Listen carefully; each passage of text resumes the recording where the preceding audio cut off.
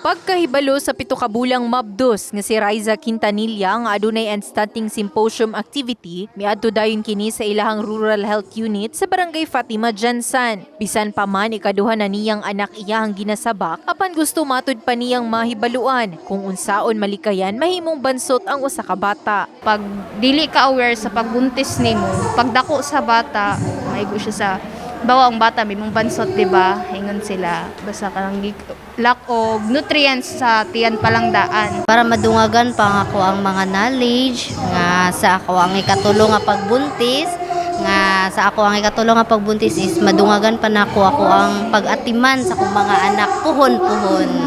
Gani ang nutritionist nga si Juanita Kalimba, gipahibalo ang mga mabdos kung unsa pasabot sa sakit nga stunting ug unsa ang posibleng epekto niini. So, kung ano sa pagbubuntis nyo, natuloy po ang anak nyo na mabagas na isa sa malnutrition.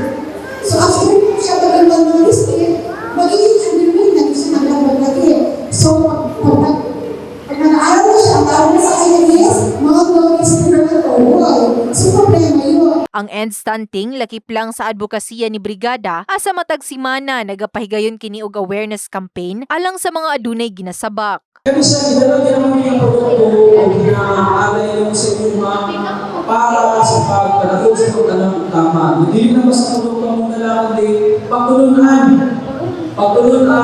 nag-uong sa pagpalagay sa itong anak. Ang family disaster preparedness ug end stunting lakip lang sa mga programa usab sa Brigadahan 1 Tahanan. Rason nga anaa usab ang mga personahe niini nga nag-assist sa gipahigayong end stunting symposium. Kasi ang programa sa One Tahanan, dili lang sa, kundili para sa tanan, sa mga senior, sa mga women, tanan nga mga sektor na para sa pagtabang ang One Tahanan. Luyo sa pag-edukar sa isyong stunting, aduna usab pagpanghatag sa mga vitamins, supplements ug maternity kits alang sa kapin 50 ka mabdos sa barangay Fatima Jansan. In the heart of changing lives. Kini si Brigada Liza Labajo sa Brigada News Jansan. Brigada News.